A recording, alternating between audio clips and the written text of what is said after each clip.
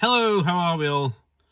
So today, it's the afternoon. I wasn't going to come out and do anything, but it's not raining. It's a bit cloudy actually, but I've decided what I'm going to do is I'm come out. I've got the Manticore today. I've been sort of using the 900 quite a bit, so we're going to go to the Manticore, come to a field that we've had luck on in the past. I don't really expect to find anything, but all today is going to be about, it isn't going to be about comparing machines and all the other stuff. It is just about getting out there, detecting, having a look at some settings that we're using, and then having a look at some signals and what it looks like and all that type of thing, and hopefully we'll find something.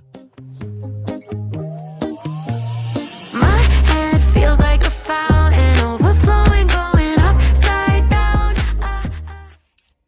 Hopefully as well, some of you have actually got your Manticores now. I know there's been a bit of a wait, and people have been sort of getting a bit frustrated, so I'm hoping they're starting to feed out to you guys and you're now getting to use them, and you can let me know, stick it in the comments, let me know how you're getting on with it and what you think of it.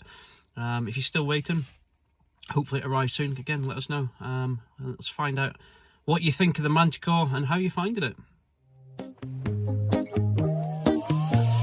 My head feels like a fountain overflowing, going upside down. Right, straight in.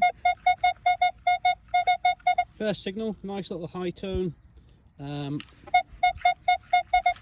Small dot on the 2D screen. Let's have it out, let's have a look. Is it going to be something good? First signal. Is it going to set the tone for the rest of the day? Oh, it's out. Where's it gone? Is it in the... on the edge there? Can we see it? Do I need a pinpointer? Yeah, I think we need a pinpointer. Let's have a quick look.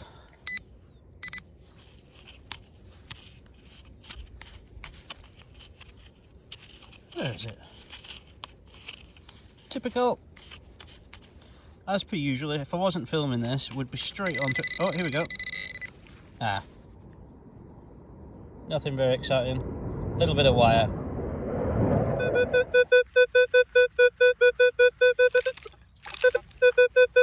Okay, so again, right in the centre of the 2D screen, nice stable 42, it's not jumping anywhere.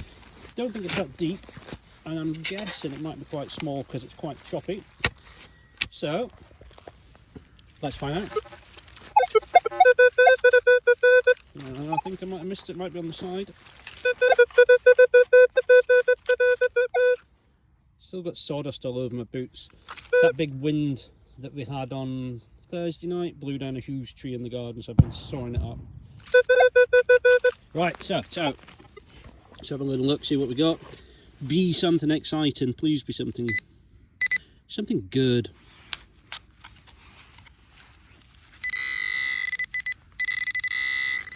I see it. What is that? Jam. Hang on, let me open it up.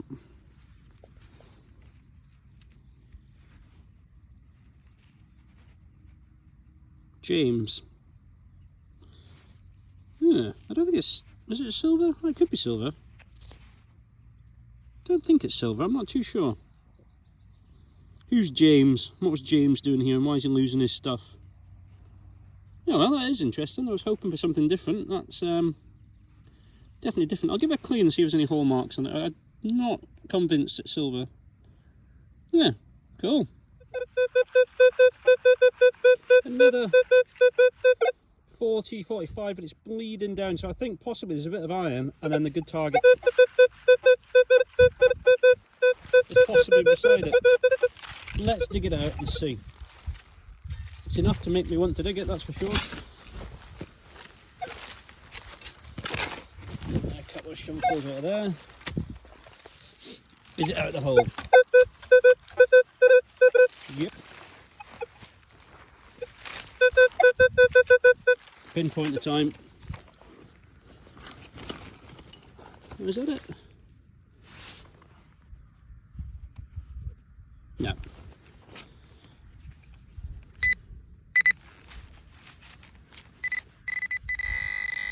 I can see it.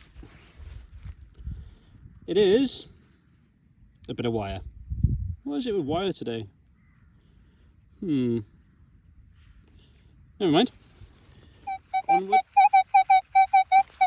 I like the sound of that. Now, it's quite a bit of a splodgy mess on the 2D screen. It's bleeding down a bit.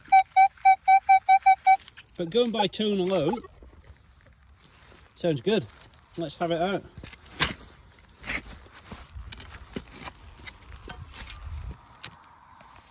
What do we got?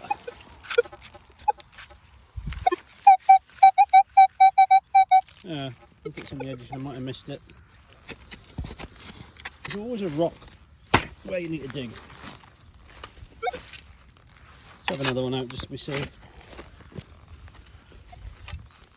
Okay. Still in there. Where's it gone? It's still in the hole. Let's take another shove for it. What's going on here? It's an elusive one.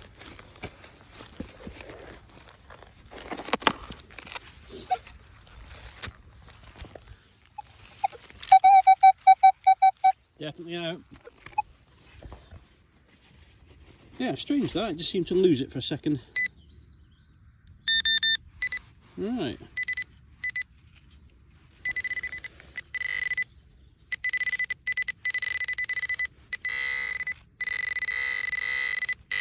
Oh, I see it. Buttony looking, I think. What we got? A coin, or is it a button? No, it's a coin. Not much left of it. Possibly Turner or something like that, Scottish Turner. But yeah, nothing left of that one. But how deep's that? Not crazy deep, 6 inches, something like that, but a really nice solid signal. Well, up until it lost it, but... Right, and I've dropped it. Let's keep going. Okay, so another one.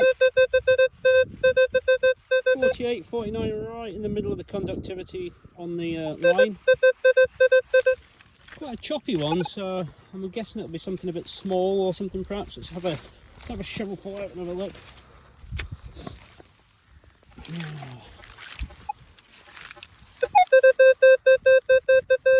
Well, it's out.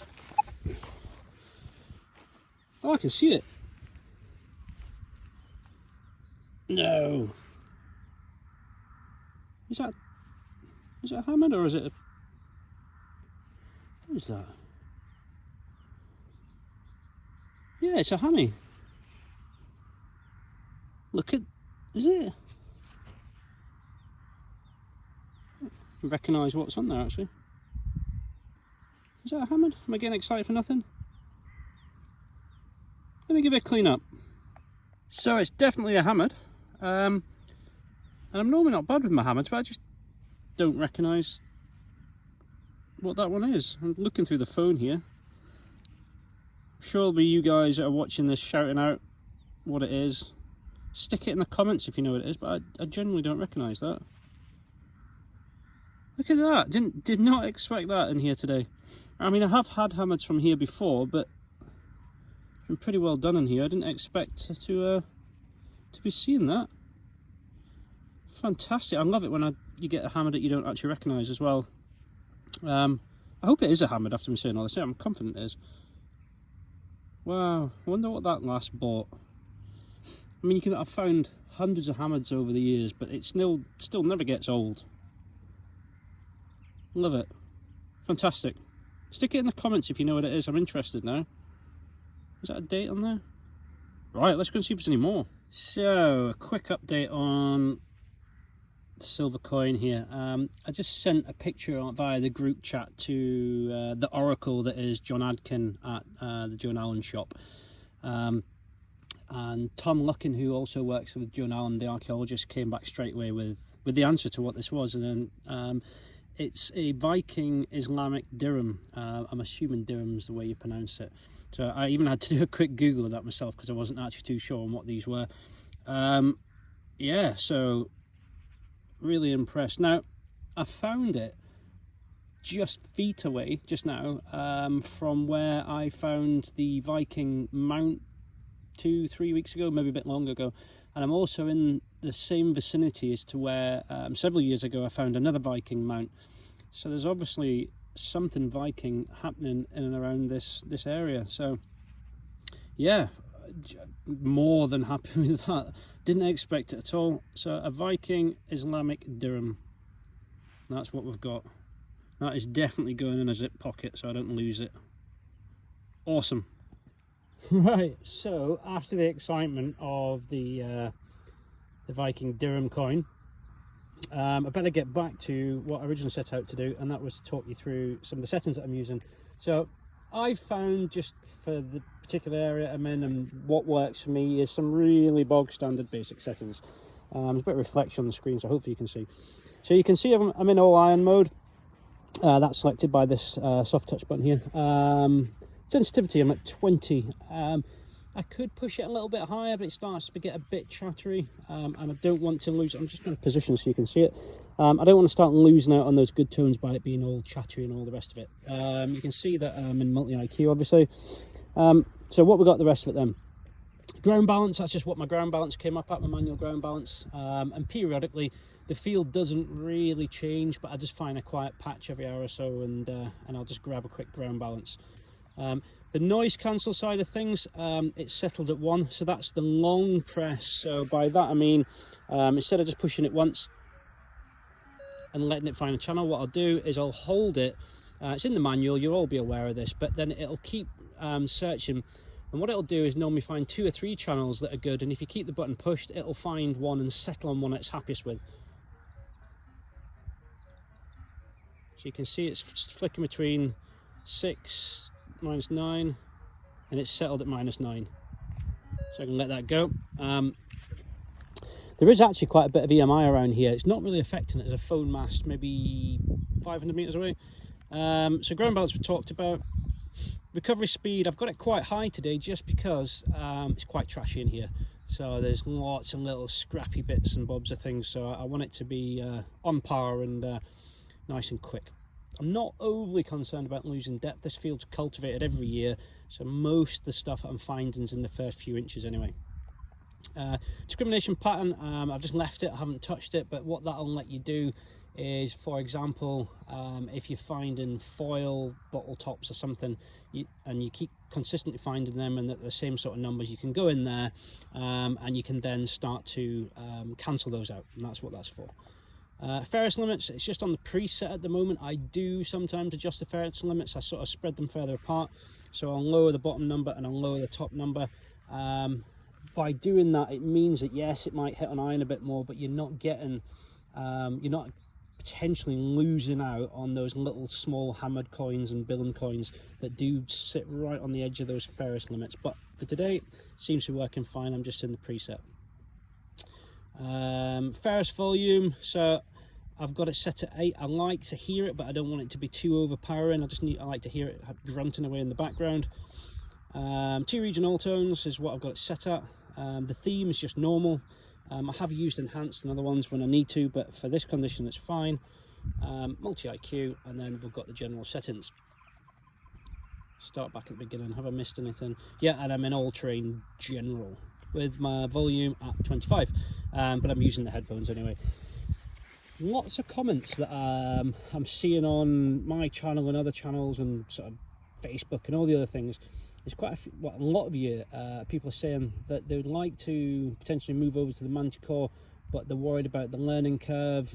They might not have been with Minelab before, or they've got an Equinox and they think it's going to be hard to use. My opinion, but I think this interface on the Manticore is much easier to use than, for example, an Equinox. It's just simple. It's really simple to go through. You don't have to sort of remember what the symbols are at the bottom. As you go through, it tells you what everything is. Search mode, and you can scroll through the search modes and set it to however you want it. So it's just really intuitive and simple to use. There's no trying to remember what the little emblems mean. It'll tell you exactly what it is in there. So in terms of learning curve, there's always a learning curve to some degree when you swap machines. The learning curve on this isn't that high in terms of using it and using the interface. It takes a little bit of getting used to settle it down and stop it being really choppy and noisy. The key to that is just use your sensitivity to keep cranking sensitivity up or down as you need to. If it's really, really quiet, go up a notch. If it remains quiet on the sensitivity, go up another notch.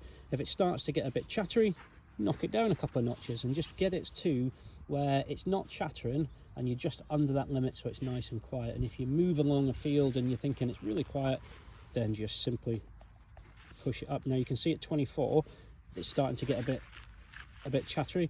I put it back down to 20 and it's nice and fine, it's stable. So that's it. There's no magic, there's no fancy settings, there's no miracle setting to find every object that you ever desired. It's just pretty much bog standard settings, ground balancing it, noise cancelling it, and then just using the sensitivity as you go along. That's all there is to it. If you've got other tips and hints and you've got settings that you're finding really work in particular conditions, please do stick it in the comments. Tell me how you're doing it.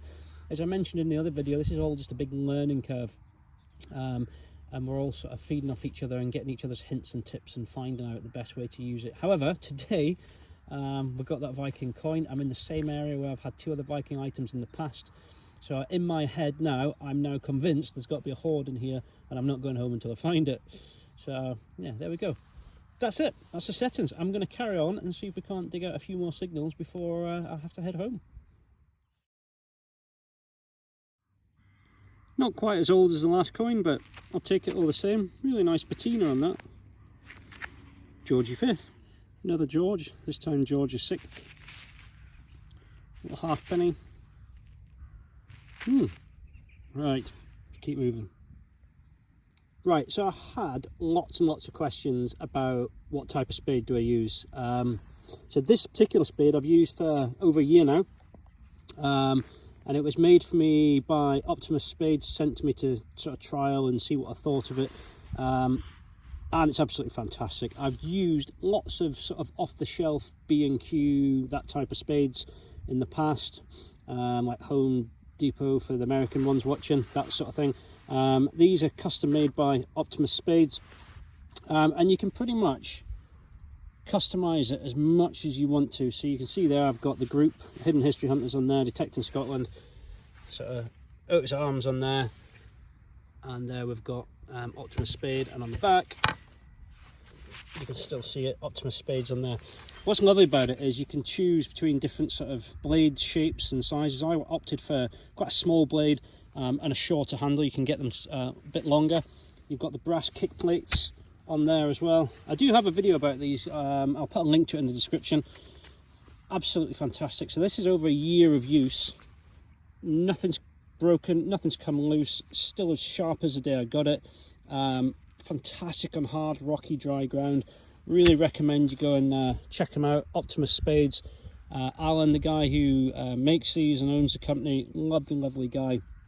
And he'll customize it as much as you want. You can have them with slings, whatever you want on there. He'll customize the kick plates into different shapes and put writing on them. It's just pure craftsmanship that he does with these. So there you go, that's the spade that I use. It's an Optimus Spade. Can't remember what model this one is, what he calls it, but if you have a look on the website you'll see it along with lots and lots of others. I know quite a few guys that use these. No one's had any problems with them. That's over a year of digging. The engraving's still shining through. Nothing's broken, nothing's come loose. Absolutely love it, wouldn't be without it. Optimus Spades, awesome. So there we are, just a short video. Didn't expect that. Absolutely fantastic. I think finding Viking or Viking related items is up there on the top of my favourite things to find. That and Bronze Age items, I just think, yeah, absolutely fantastic. So look at that, look, lovely little Viking era, Durham, however you pronounce it, do correct me. Viking, love finding it. So thanks for watching, thanks for sticking around this long. Please do like, comment, subscribe, all really helps. Stick in the comments anything that you've got, your thoughts wise about the Manticore. Let me know how you're getting on with it. Tell me what you've found, if it's Vikings. I want to see or hear about what Viking things you found as well. I'll also put a link into the Optimus Spade that we was talking about. I always want to call him Optimus Prime. I think I did in one of my videos, but there's a link to, I'll put a link in here to the video I did about the spade, and I'll also link in Optimus Spade's website as well.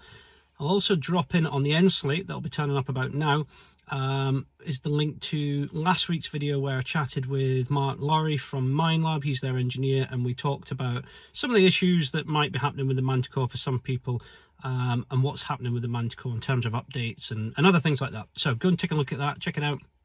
And again, if you haven't already done so, please hit the subscribe button, give it a thumbs up, and we'll see you in the next video.